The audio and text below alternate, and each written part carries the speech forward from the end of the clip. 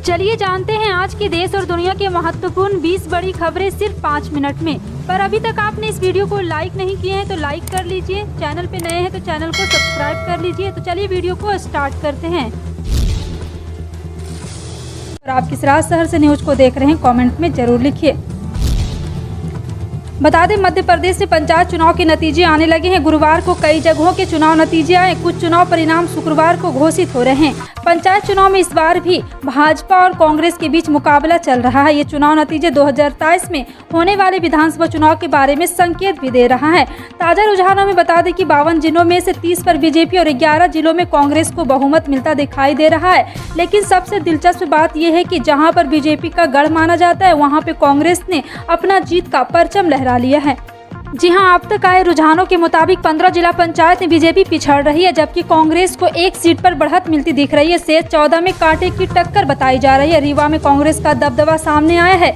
यहां इसके ज्यादातर सदस्यों को जीत मिली है। रीवा में अब तक भारतीय जनता पार्टी का बोलबाला रहा, लेकिन इस बार भगवा पार्टी की स्थिति कमजोर हुई है। यहाँ इस बार भाजपा समर्थित 8 उम्मीदवार जीते हैं, जबकि कांग्रेस के 12 सदस्य विजय होते दिख रहे हैं। यहाँ पंचायत अध्यक्ष तय करने में निर्दलीय की भूमिका अहम होगी। उत्तर प्रदेश विधानसभा चुनाव में समाजवादी गठबंधन की हार के बाद सुभाषपा प्रमुख ने गृह मंत्री अमित शाह से मुलाकात की थी। ओम प्रकाश राजभर और गृह मंत्री की यह मुलाकात मार्च में हुई थी। तब मीडिया में यह बात सामने आने के बाद ओपी राजभर के बेटे ने इस मुलाकात पर बयान दिया था। उन्होंने इस तरह की किसी मुलाकात से इनकार कर दिया था। लेकिन अब सुभाषपा प्रमुख ने इस मुलाकात पर शुक्रवार की प्रेस कॉन्फ्रेंस में बड़ा बयान दिया है।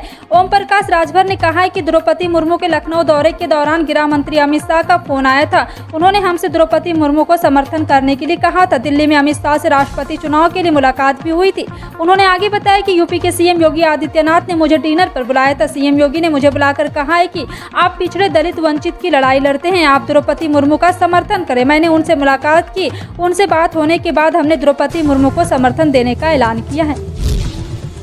अगर आप 18 जुलाई 2022 के बाद छुट्टियों में घूमने जाने की प्लानिंग कर रहे हैं तो ठहरने के लिए होटल बुक कर रहे हैं तो आपकी अपनी जेब ज़्यादा ढीली करनी होगी। 18 जुलाई से वैसे बजट होटल जिनका किराया 1000 रुपये से कम है उस पर भी जीएसटी देना होगा। जीएसटी काउंसिल की जून महीने की आखिरी हफ्ते में हुई बैठक के बाद कहा गया था। वैसे होटल जिनका किराया 1000 रुपये प्रतिदिन से कम है उस पर 12% जीएसटी का भुगतान करना होगा। अब तक 1000 रुपये कम किराए वाले बजट होटलों को जीएसटी छूट मिला हुआ था। जीएसटी काउंसिल ने 1000 रुपये प्रतिदिन से कम वाले होटल रूम पर 12% जीएसटी वसूलने का फैसला लिया है। संसद में इस्तेमाल होने वाले कई शब्दों को असंसदीय करार देने पर बवाल थमा भी नहीं था कि अब संसद परिसर में धरने पर रोक लगाए जाने की बात सामने आई है। कांग्रेस नेता जयराम रमेश ने एक आदेश को ट्विटर पर शेयर किया है, जिसमें कहा गया है कि अब संसद परिसर में कोई भी सदस्य धरना, हड़ताल, भूख हड़ताल नहीं कर सकेगा। इसे कांग्रेस नेता ने विश्व गुरु का जय जयकार बताया है। जयराम रमेश ने संसद के सेक्रेटरी जनरल के लेटर को शेयर करते हुए लिखा है कि विश्व गुरु का नया जय जयकार आराना माना है। जो लेटर कांग्रेस नेता ने शेयर किया है उसमें लिखा गया है कि सदस्य संसद के परिसर को किसी भी धरना, प्रदर्शन, हड़ताल या भूख हड़ताल के लिए इस्तेमाल नहीं कर सकते हैं। पिछले कुछ दिनों से महाराष्ट्र व गुजरात सहित कई राज्यों में जमकर बारिश हो रही है, जिसके चलते बाढ़ की समस्या शुरू हो गई है। स्कूल कॉलेज तक बंद कर दिए गए, परीक्षाएं रद्द कर दी गई।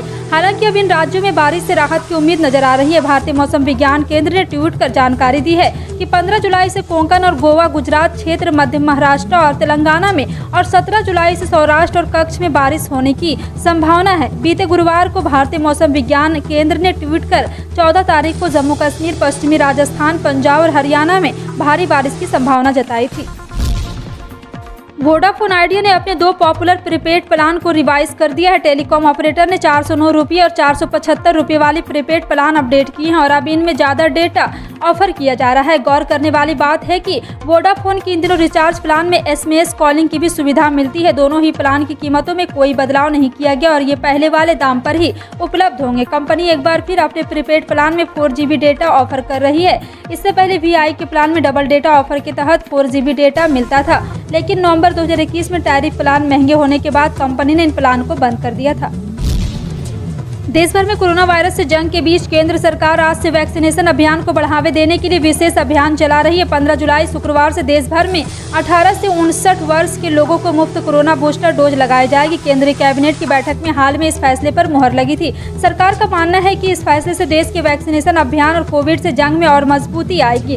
हालांकि इस विशेष अभियान को सीमित समय के लिए ही चलाया जाएगा। अब तक 18 से 59 वर्ष की लक्ष्य 77 करोड़ आबादी में मात्र 1% से भी कम लोगों ने बूस्टर डोज लगवाई है। स्वास्थ्य मंत्रालय ने कोविड रोधी वैक्सीन की दूसरी डोज लेने के बाद बूस्टर डोज लेने की समय सीमा को भी 9 महीने से घटाकर 6 महीने कर दिया है। फिलहाल आपका इन सभी खबरों पर क्या कहना है, कमेंट सेक्शन में टाइप करके जरूर बताएं।